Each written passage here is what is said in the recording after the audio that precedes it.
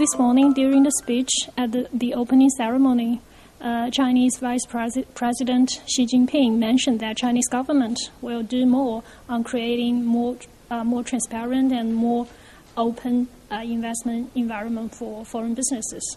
So what do you think of the China's investment environment, and what do you think of China's strengthened efforts on this specific issue? Well, I think this is good news.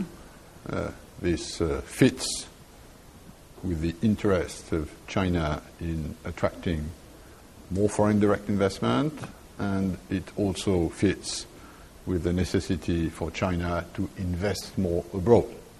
So it's one further step, as I understand it, in the opening of China's economy to the rest of the world, both for inward investment and for outward investment. Okay. So what do you think of the significance of China's FDI and ODI during the process of the global economic recovery? Well, I think it's very important that during this difficult period, and we are probably exiting slowly this difficult period, investment regimes remain open. Trade regimes, thanks to the disciplines of the World Trade Organization, have remained open. We know there is a close link between more trade and more investment. So making sure that on the investment side, public policies go in the sense of further opening is the right thing to do. And by the way, for the moment, as we can see in WTO, OECD, UNCTAD reports, during the crisis, there has been no serious restrictions, either on investment or on trade, and this is a positive prospect for exiting the crisis.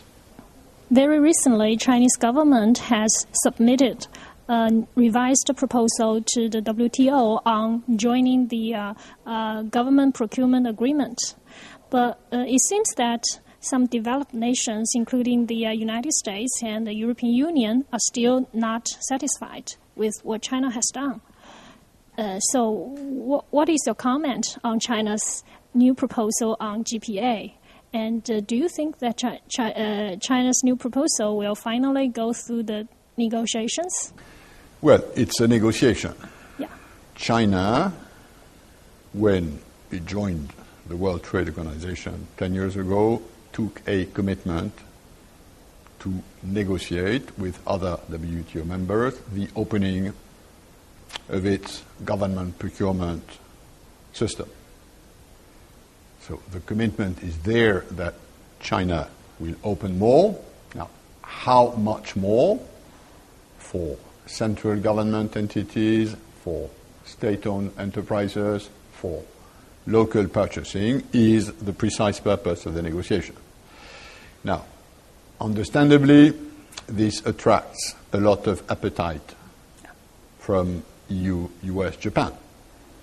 Overall, the Chinese market for public procurement is to the tune of several $100 billion a year. Yeah. At the end of the day, like when US joined this government procurement agreement, like when Canada joined, like when EU joined, it's a question of a precise balance. And the negotiation works with several rounds of offers. You're right, China tabled a new offer in July. This is precisely what WTO members are discussing now. At the end of the day, the real question is whether China believes that opening its government procurement market is good for China. Whether it's good for US, EU, Japan, Brazil, India is one thing, but the important thing is whether China believes it's good for China itself. And my answer to that is it would be good for China to open more, because this would allow the Chinese population to benefit from foreign know-how, whether it's in public works, whether it's in dredging, whether it's in manufactured goods, which government procurement brings in. So overall, the direction of opening more is the right thing to do in my view. Okay. And recently, during the past few months, the developed nations, including the United States and European Union, has more frequently launched the trade remedy cases against China and also Chinese exports. And the United States also threatened to punish Chinese exports for the reason of renminbi revaluation. So what is your comment on that? I mean, do you have any concerns that the trade frictions between the United States and China will accelerate? Well, in the World Trade Organization, members are allowed to use trade defense instruments in very specific cases. Anti-dumping, safeguards, countervailing duties are instruments which are the use of which is regulated by WTO agreements. It's not a question only between China and US or China and EU. If you look at the numbers, China itself uses anti-dumping or countervailing duties against other countries, and notably developing countries. India, Egypt, South Africa, are also Argentina, are also big users of this trade defense. So it's not a north-south question.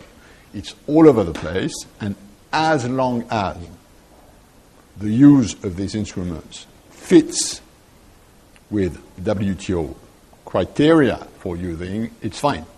Now, if China believes that US is unduly targeting China, or if China believes that India is unduly targeting China, then China will bring this to the WTO table. We have a dispute settlement mechanism that allows these inevitable frictions to remain peaceful, regulated by law, and litigated in a fair and neutral manner.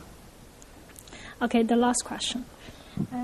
I wonder if you have noticed the news this morning that the Obama administration announced a $50 billion stimulus package on infrastructure construction. So what do you think of this announcement, especially for the benefits of China and Chinese trade or investment? Well, I mean, I believe the U.S. administration is still trying to stimulate domestic demand, and public works, public construction is a well-known channel for doing this. And China knows it full well because it was one of the main instruments which China used during the crisis in order to stimulate its own economy. So as long as these public procurement, these public works are done in a way that is WTO compliant, i.e. according to the commitments which US took in the government procurement agreement of the WTO, fine. Good news for the American public, good news for other countries which will also be able to participate insofar as US has opened this market to foreign bidders. Okay, thank you very much. Good.